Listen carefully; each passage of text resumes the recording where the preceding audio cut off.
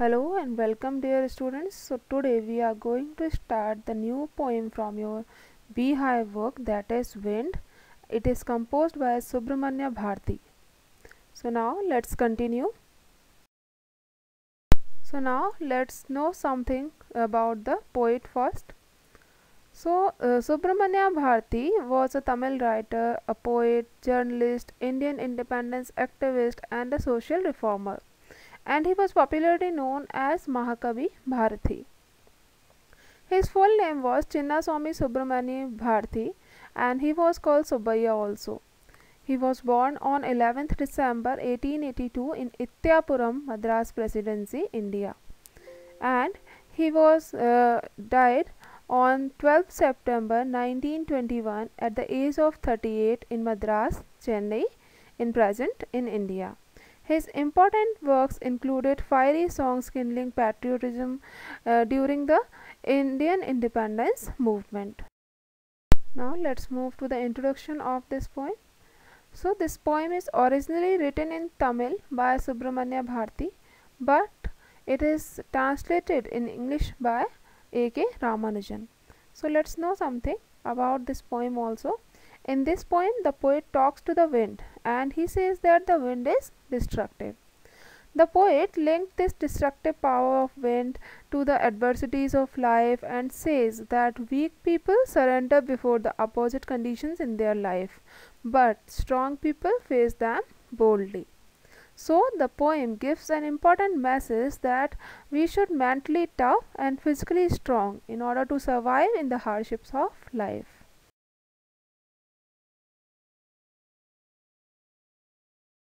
Move towards the recitation and explanation of this poem. Wind, come softly. Don't break the shutters of the windows. Don't scatter the paper. Scatter means spread over. So here in the opening lines, the poet is talking to the wind which is blowing very fast, and he asks the wind to blow softly. He says that the wind should not be very strong and loud. Rather, it should be soft and smooth.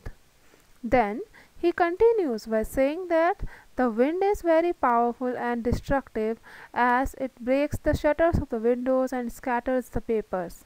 And the poet requests to the wind again and again not to do so and please blow softly. Now, don't throw down the books on the shelf.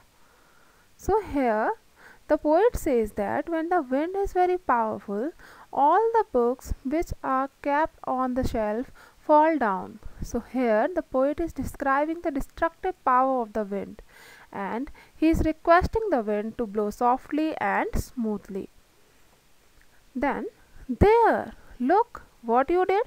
You threw them all down and you tore the pages of the books. You brought rain again. Now, the poet asks the wind to look at the destruction caused by it, and he says that you were so strong to torn the pages of all the books, and you were also very strong to bring the rain. So, he agrees with that point that the wind is very powerful, but it should control itself and blow softly. Now, let's move towards the next lines. You are very clever at poking fun at weaklings. Weaklings here means weak things or weak persons also, and poking fun means make fun of. So here the poet says that whenever there is a strong wind, all the things that are weak like small plants and tiny children etc., they all get afraid and they can even fall and get hurt. So that is what the poet is telling to the wind, that don't be very harsh and strong as you cause a lot of destruction everywhere. Then frail crumbling houses, crumbling doors, crumbling rafters. So here you can see in these pictures the crumbling houses and crumbling doors and crumbling rafters also. Frail means weak here and rafters means sloping beams supporting the roof. Then crumbling wood, crumbling bodies, crumbling lives and crumbling hearts.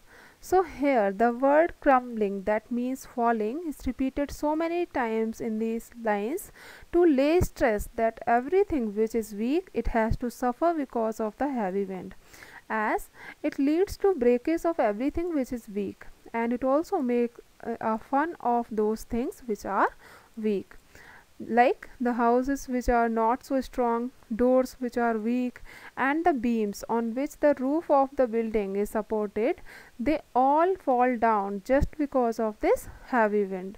Even the wooden structures, all the weak people, animals, lives, and herds all have to face the destruction because of this powerful wind. Here, the poet symbolizes wind with the obstacles and hardships and adversities of life, and with these lines, he wants to say that during the hard time, the weak people surrender because they have no courage to face the challenges of life. Then he says that the wind god winnows and crushes them all. So here in this picture you can see that the girl is winnowing, and the act of winnowing means separate grain from husk by blowing on it.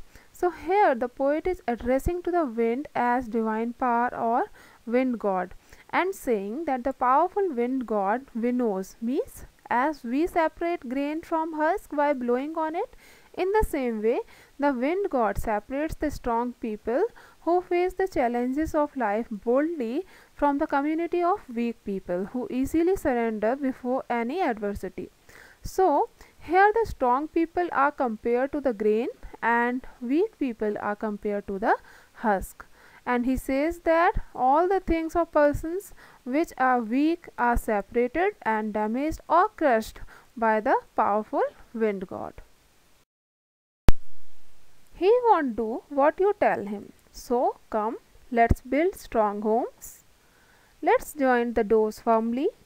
Here, joint means link and firmly means strongly. Then practice to firm the body. Make the heart steadfast. Steadfast means resolute or firm. Do this and the wind will be friends with us.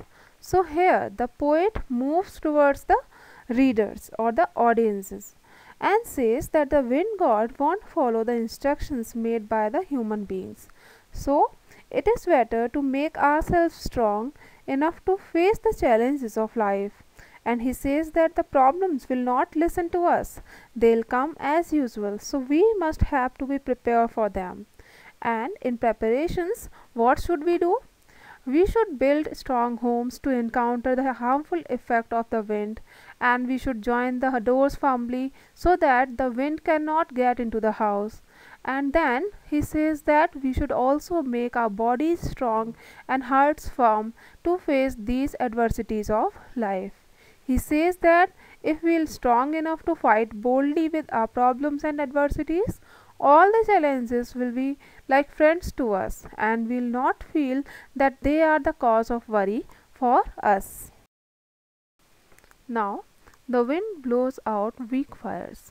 So here blows out means extinguishes, and he makes strong fire roar and flourish.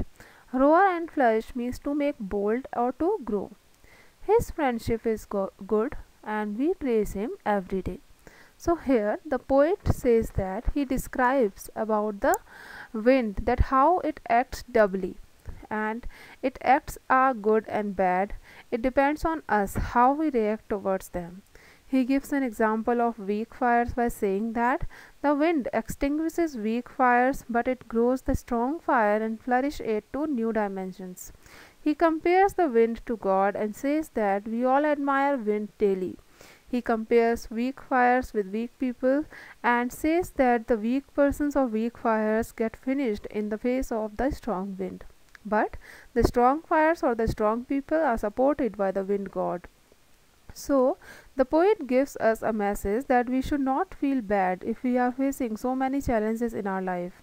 Rather, we should make ourselves physically and mentally tough to overcome those challenges. As once we become able to conquer over the problems of our life, then we will become friends of them, and then we will be happy and satisfied. In this way, the poet says that the challenges make us stronger and better than before. So we should not get scared with them. Rather, we should face them boldly and win over them. So I hope that the poem is understood by you. So now let's discuss some points that you understood by reading this poem. Wind is destructive. The first point is that the wind is very much destructive and it is so powerful that it can destroy everything. Uproots the trees and plants. Weak things are destroyed easily. The strong wind causes the damage to the trees and plants, and only the weak things are crushed through the heavy wind, because strong things and people are able to face it with full strength. Nature is powerful. Human being has to surrender before nature, as he cannot control nature according to himself. Man is just a puppet before the forces of nature. Because he has to act according to the rules of nature, and no one can be saved if nature uses its destructive power. Wind crumbles the leaves. The strong wind crushes all the weak things and plants and animals and lives, etc. Now, causes loss of life and property. It causes a lot of destruction of lives and property. Creates chaos in life. It creates a many challenges and adversities in our life. So what should we do? We have to build strong houses. So we should not afraid of the challenges that come in our life, but make ourselves prepared to face them boldly and win over them. So these are some points that we come to know after reading this poem. So I hope that all these points and the poem is clear to all of you. Now let's move to the summary, or you can say theme of the poem. In this poem, the poet treats wind, a natural phenomena, as a person and a human being. It symbolizes difficulties and obstacles, struggle, and a destructive force. It gives a message to be strong enough to face the obstacles in life, otherwise, as the wind destroys weak things, it will also destroy our life. So everyone must face the obstacles, hardships and odds in life with full strength and boldness. So here some suggested activities for you. You can do them after reading this poem. So I hope you enjoyed this poem. Now thank you very much children. Enjoy learning at home and take care of yourself.